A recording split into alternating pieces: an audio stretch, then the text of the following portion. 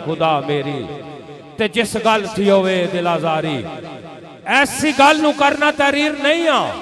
हाँ कंगला माड़ा आखिर बेशक पीरे कामल लुमंदा बेपीर नहीं आ।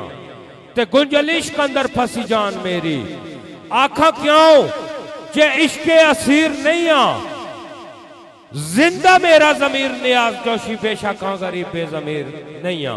सो दोस्तों थोड़ी जी खामोशी कर सो, इंशाल्लाह तुसा दोस्तों ने दरमियान मौजूद पोठवार ने ऐसे खूबसूरत ना कि जिन्ना की इसलिए सोशल मीडिया का और लाइव का लोग तकने तरसने, ऐसिया खूबसूरत आवाज़ा फखरे जातली किंग पोठवार राजा नदीम अख्तर साहब आफ जातली, उन्होंने शगिर्द रशीद खुशबुए राजा नदीम, राजा तनवीर साहब फखरे कौटा, अक्से राजा कमर इस्लाम, फखरे चौंतरा उमर भट्टी साहब तुसा दोस्तों ने दरमियान मौजूद है।